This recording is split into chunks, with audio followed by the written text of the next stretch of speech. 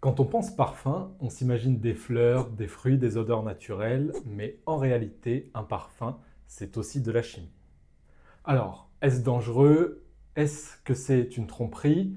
Ou est-ce que finalement c'est grâce à la chimie qu'on a de belles créations? Un parfum 100% naturel, ça n'existe pas, et vous allez voir pourquoi ça change tout. Un parfum naturel, qu'est-ce que c'est? Ce sont des matières que l'on va extraire directement depuis la nature, comme des fleurs, des fruits, des bois ou des résines. Mais la réalité est différente. Certaines odeurs qu'on adore n'existent pas dans la nature. Prenons par exemple le muguet. Tout le monde connaît son odeur fraîche et verte, symbole du printemps, mais saviez-vous qu'il est impossible d'extraire une huile naturelle de muguet? Résultat, à chaque fois que vous allez sentir un parfum qui sent le muguet, c'est une illusion créée par la chimie.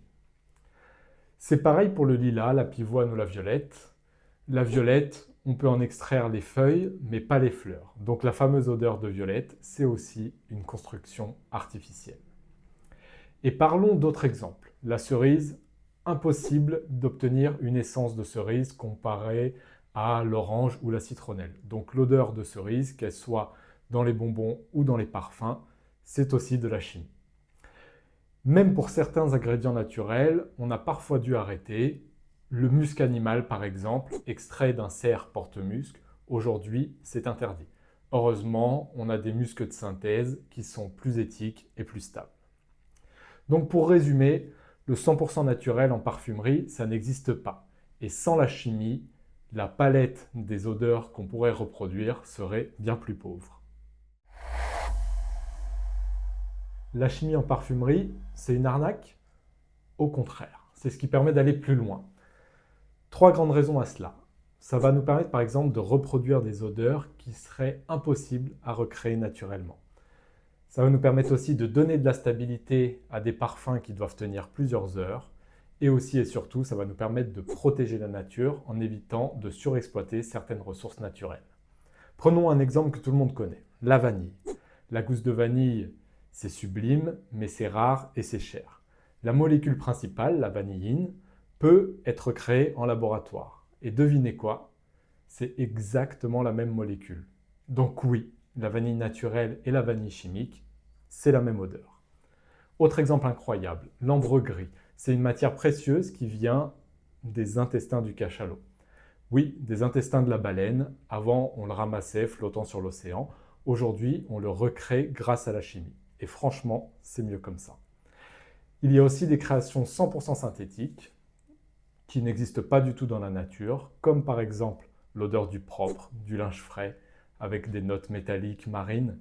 Tout ça, c'est la chimie qui l'a inventé. Sans ces molécules, impossible d'avoir des parfums modernes comme on les connaît aujourd'hui. Alors, qu'est-ce qui est le mieux?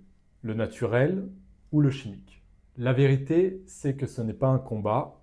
Un parfum réussi, c'est souvent un bon mélange des deux. Le naturel, lui, va apporter de l'authenticité, de la richesse, de la chaleur à notre parfum. Le synthétique apporte, lui, plus de précision, de la créativité et aussi de la tenue, comme on l'a vu précédemment. D'ailleurs, certains parfums cultes qu'on adore n'existeraient pas sans la chimie. On va prendre le plus célèbre d'entre eux, le Chanel numéro 5. Il repose en grande partie sur une molécule qui a été créée en laboratoire qui s'appelle l'aldéhyde. C'est une molécule 100% chimique qui lui a donné sa modernité et son succès mondial. On peut aussi citer les muscs blancs modernes qui donnent l'impression d'une peau propre, douce, réconfortante. Ils sont synthétiques, mais ce sont eux qui sont l'odeur de milliers de parfums aujourd'hui. Donc naturel ou chimique, la vraie réponse, c'est que les deux sont indispensables. Et c'est cette alliance qui permet aux parfumeurs de créer des odeurs uniques et de continuer à nous surprendre.